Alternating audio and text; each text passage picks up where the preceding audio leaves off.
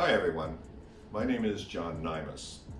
I want to welcome you to Clear Vision 2020 session number 1. This is going to be a series of talks and discussions between Robert and I and you, dealing with the psychology of success in education. Robert and I have a combined experience in excess of 50 years in education as teachers, as administrators, you name it. Whatever needed to be done, we probably did it, including sweeping the floors. One of the things that really has come, it's a glaring thing that Robert and I have identified, is the key to success in education isn't just knowing what's going to be on the test. It's your mindset. How do you think? How do you prepare? In other words, the psychology of studying and test taking. Robert? Hi everyone, thank you, John. Well, first of all, John, I want to start, let me introduce myself. My name is Robert Mardirosyan. I've been teaching mathematics for more than 20 years in different colleges in Southern California. And what happened, I founded the Math Academia to help students in their math and science skills. Then I met John, and John is an expert in English, law, psychology, public speaking, communication, you name it. So after that, all we were doing is talking about our students. So we decided to have this channel and share those discussions with you so we can help students. So who's this channel good for, or who's gonna kind of take advantage of these discussions? Number one, college students, middle or high school students, and parents, or anyone who has a loved one in college and the goal is to earn a degree. So before any discussion, I want to share some statistics and to kind of let you know what's going on in colleges. So when I say statistics, I want to share some numbers with you, and those, statistics is always, we always have a plus or minus margin of error. So, but in average, for every 100 students who start a bachelor's degree program, what happens to those 100 students? 22 will fail to earn any credentials. This is 22 of the 100? Of the 100, yeah. Right. So what happens, they take classes and probably they don't know how to study, how to learn, so they fail the classes, and after a while they quit college, unfortunately. And at the end, they owe anywhere from $8,000 to $12,000 in student loans. They quit college, they look for a job, they find all those temporary jobs, and basically it's hard for them to pay back those loans, so it becomes a default. 12 of those 100 students will be enrolled in college, but 6 years or more. And again, the average life of a student in a college should be 2 to 3 years. So who are those 12 students? Maybe they're working adults, and they can't go to college full time, so they have to work and then take classes.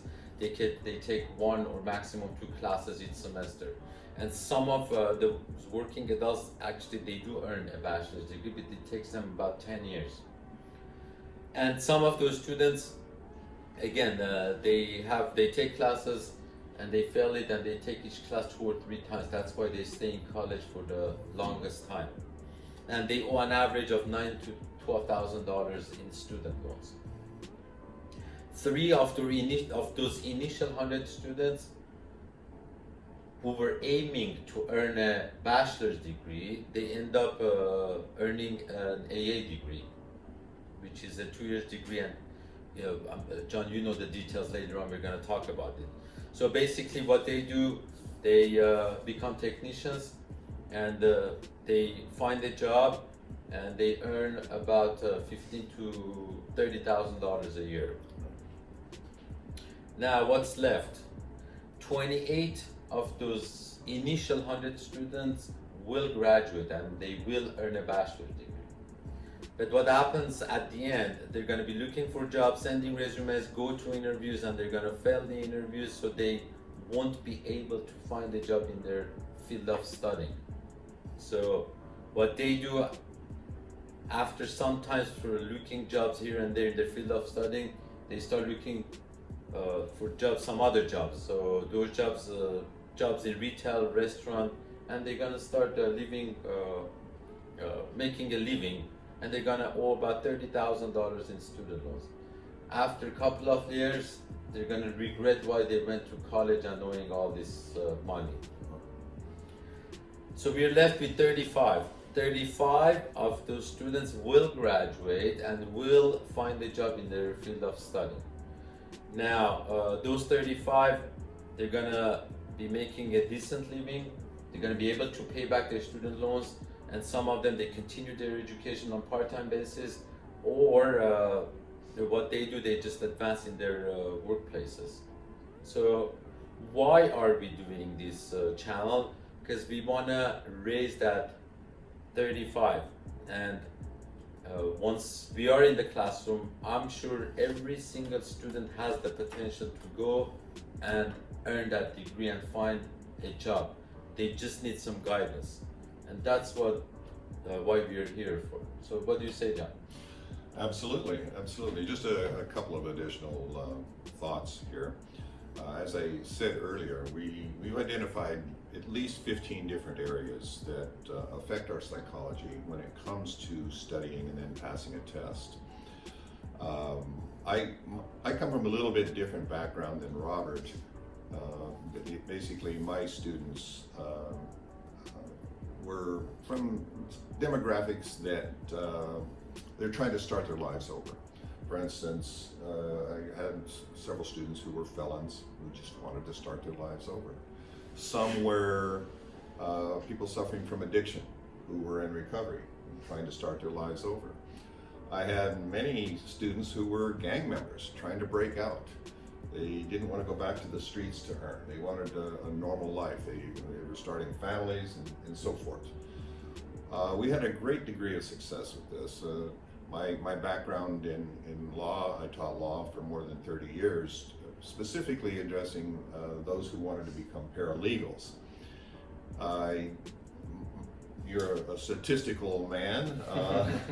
I had the pleasure of facilitating somewhere between 6,000 and 7,000 people entering the workplace, the legal workplace, from this demographic. Many of them went on to become attorneys, and some went into other directions too. The common thread that I saw between my demographic, if I can call it that, and the demographic that you were dealing with, is self-esteem. Right. In the psychology of learning how to study, how to take a test, how to believe in ourselves. Mm-hmm. These are critical components that we're going to be talking about over the next 15 weeks.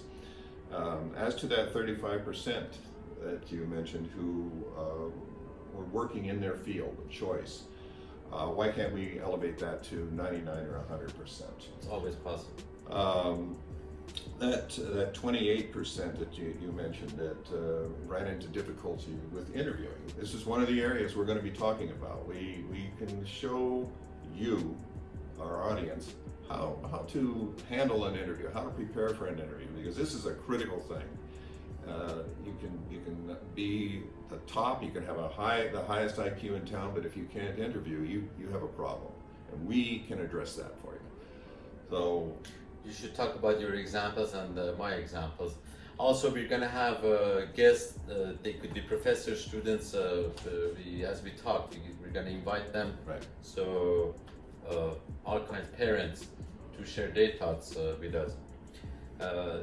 Anyway, this is our first YouTube channel. Please subscribe. If you have any comments, questions, write them down. You can like us. If you want to meet with us on in person, email us. Any topic you want to talk about or you're interested in, let us know. And one thing we left out, we're going to talk about the laws. You are the law person, John, too. So can you Right. elaborate on that? Yeah, the new laws, AB 705 and Common Core. We're going to be delving into that to discuss how it impacts you as students. Or any law that affects the education. So, looking forward to see you on our next video. Well, maybe see us on the next video. Thank you much. Thank you.